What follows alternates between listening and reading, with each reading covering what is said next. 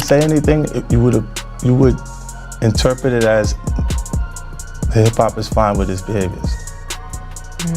There's no one else being vocal. So you would look at it and just say, because that mind your business, or let me not say nothing about nothing, or those things, it would allow the entire culture to register as if they're for that. One tweet, one name drop, one timeline detonation. The moment Diddy's son mentioned 50 Cent in a tweet, the internet didn't just react, it hit the panic button, the replay button, and the conspiracy button at the same time. Screenshots flew like confetti at a chaos parade. Reaction channels stretched, hydrated, and started sprinting. Group chats turned into emergency meetings with zero qualifications and maximum confidence. This wasn't a normal celebrity mention. This was like tossing a lit match into a room already full of gasoline, fireworks, and podcast microphones. Because when you mix a high-profile family orbit, a controversial moment, and a name like 50 Cent, the algorithm doesn't walk, it skydives. People weren't asking what was said. They were asking, what does this mean? Which is internet code for buckle up. Logic is about to get optional. Some called it reckless. Some called it nothing. Some called it chess. Everybody called it loud. This is the kind of digital storm where the reactions grow bigger than the message. The theories grow bigger than the facts, and the memes arrive before the explanations. The tweet didn't explode at first. It blinked onto the timeline like any other post, and then the internet recognized the name combo and hit the emergency siren. Because online, not all mentions are equal. Some are gasoline. Some are fireworks. And when a high-profile family orbit collides with a name like 50 Cent in the middle of an already sensitive public climate, the scroll finger stops and the screenshot finger goes to work. Within minutes, the post stopped being a tweet and started being an incident. Screenshots spread faster than explanations. Reposts grew captions. Captions grew theories. Theories grew muscles. Context showed up late, confused, and outnumbered. That's the first law of viral escalation. Reaction travels first class. Nuance rides in the trunk. Reaction creators launched like fighter jets. No runway needed. Thumbnails popped up with shock faces and glowing text like a digital alarm system. Titles promised deep analysis of a sentence short enough to fit on a sticky note. Full breakdown. What? This really means you missed this. Nobody missed it, but everybody clicked. Supporters of the tweet's author said people were turning a passing mention into a cinematic universe. Critics said when you're anywhere near controversy gravity, every word becomes public currency. Neutral observers lasted about 10 seconds before picking a side and typing. Like court stenographers with espresso. Interpretation culture clocked in immediately. Not just what was written, but what was implied, suggested, hinted, possibly signaled, or secretly encoded according to people with unlimited imagination and strong Wi-Fi. Tone became evidence. Timing became strategy. Punctuation became suspicious. The internet reads subtext like it's decoding alien messages, then the flashback reels started rolling. Long-running public friction, jokes, and back-and-forth commentary between 50 Cent and Diddy over the years got reposted like previously on episodes. Old clips resurfaced. Old interviews reappeared. Old punchlines returned wearing new captions. History didn't repeat, it replayed. Meme culture showed up wearing running shoes. Fake legal briefs. Mock press conference edits. Sports-style scorecards rating tweet impact. One viral joke said the sentence traveled farther than a world tour and caused more cardio than a gym membership. Humor is the internet's shock absorber when tension spikes. Jokes deploy airbags. Comment sections became debate arenas with no referees and unlimited whistles. One side argued the reaction was inflated beyond reason. The other side argued public figures connected to sensitive narratives don't get the luxury of casual posting. Both arguments sounded convincing. Neither produced peace. Thread writers, the timeline historians, began assembling mega posts mapping connections, timing, and narrative overlap. Some threads were thoughtful and sourced.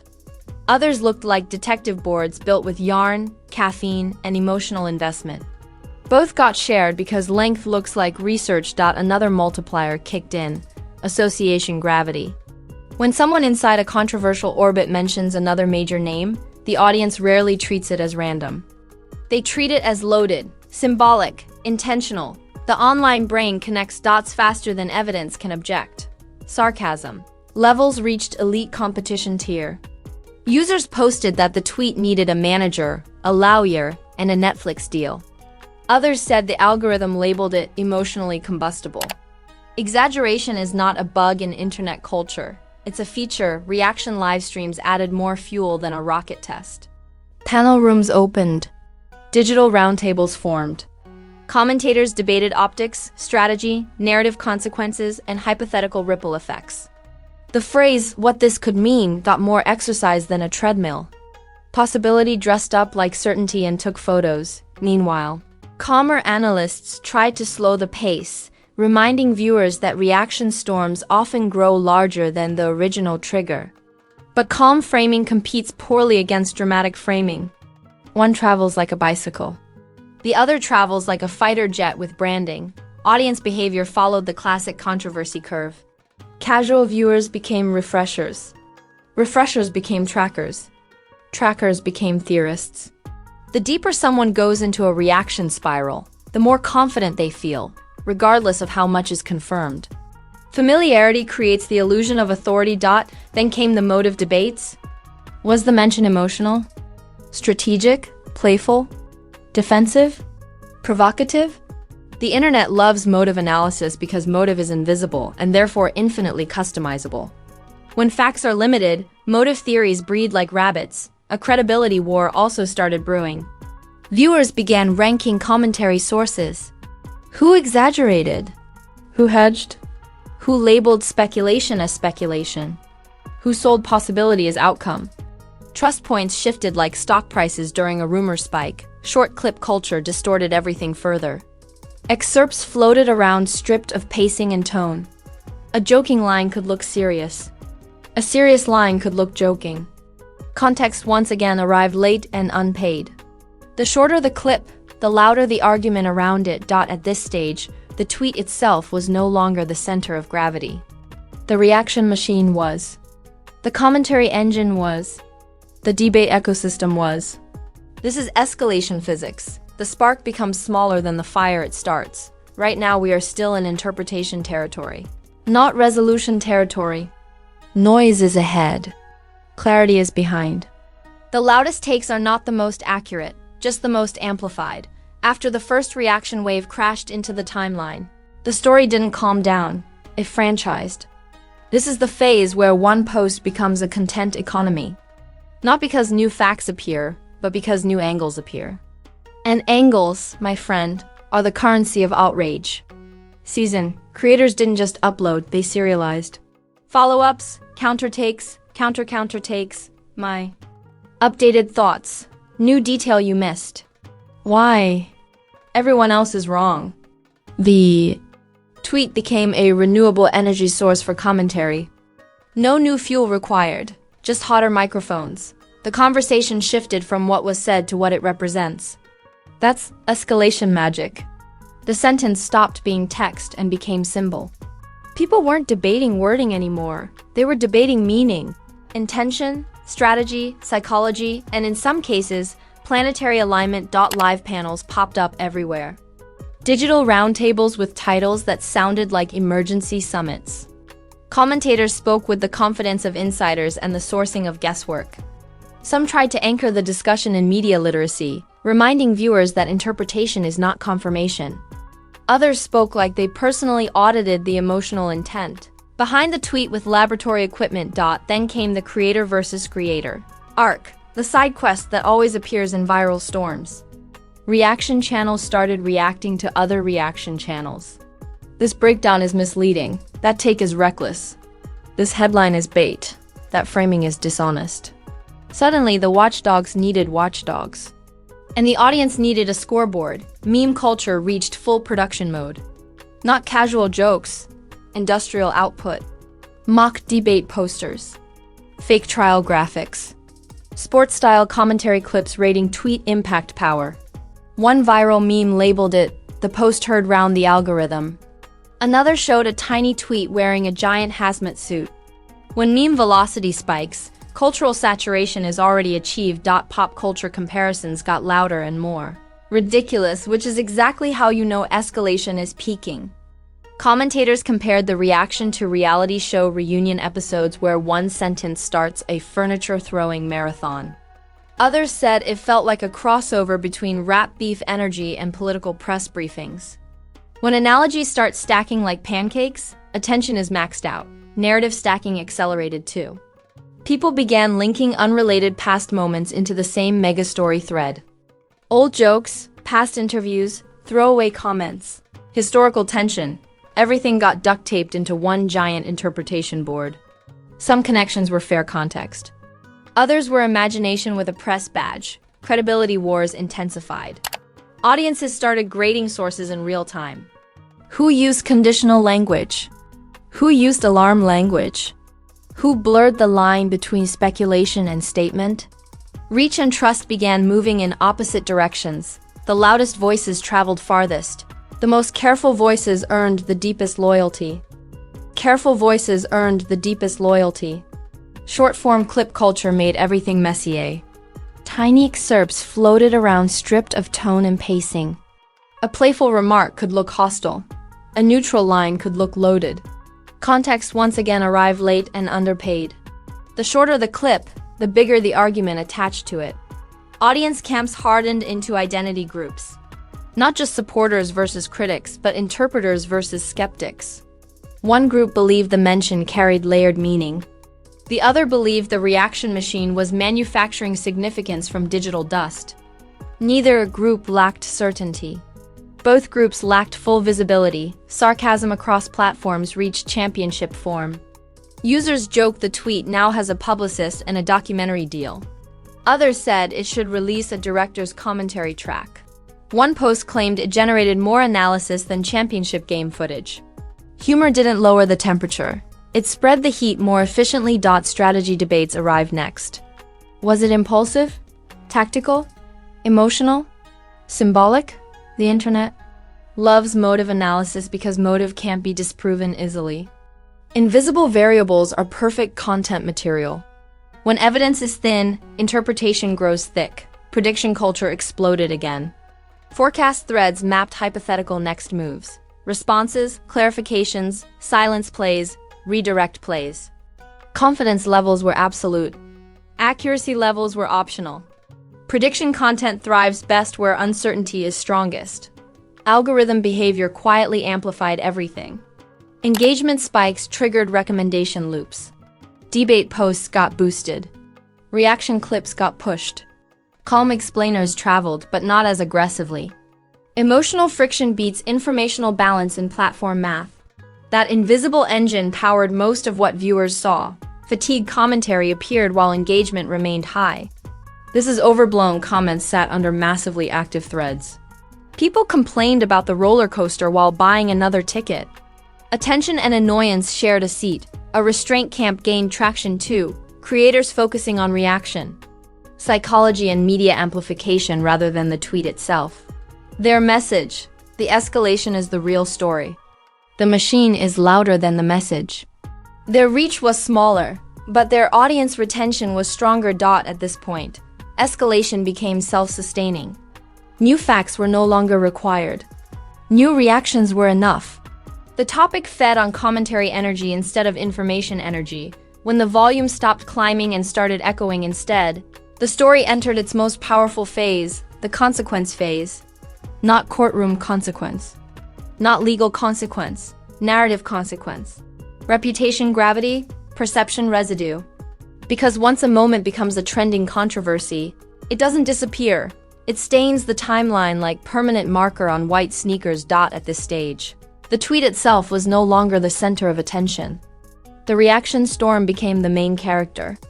Then the reaction to the reaction became the sequel. That's the triple-layer controversy effect. Spark, wildfire, smoke cloud. Most viewers remember the smoke cloud, not the match. The first visible shift was role assignment. The audience started casting characters: instigator, overreactor, target, troll, strategist, symbol. Nobody voted. Nobody qualified. The casting still happened. Online culture hates uncertainty, so it replaces complexity with character labels and moves on. Supporters frame the moment as proof that the internet can inflate a sentence into a saga with special effects. Critics framed it as proof that proximity to high-voltage narratives requires surgical precision in public posting. Same event, opposite morals. Both delivered like closing arguments. Trust recalibration followed right behind. Audiences began scoring commentary sources like judges at a gymnastics final. Who exaggerated? Who hedged? Who clearly separated fact from interpretation? Who blended them like a smoothie? Some creators gained credibility capital. Others spent theirs recklessly for reach. Reach versus trust became the split-screen reality. The loudest voices traveled furthest. The most careful voices built the strongest loyalty. Virality and reliability rarely share a bedroom during controversy spikes. Reputation math expanded outward, not just for the tweet author, but for everyone in conversational orbit. Associates got questioned. Frequent collaborators got tagged. Silence got interpreted like strategy. Neutrality got treated like positioning. Controversy has splashed damage, wide, uneven, unavoidable. Audience behavior permanently shifted shape. Casual viewers became monitoring viewers, not fans, trackers. Pattern watchers, consistency auditors. Once audiences enter audit mode, every future post gets examined like a contract written in microscopic font. Fatigue showed up, but wearing sarcasm. Comments saying, "This is getting ridiculous," appeared under posts with massive engagement.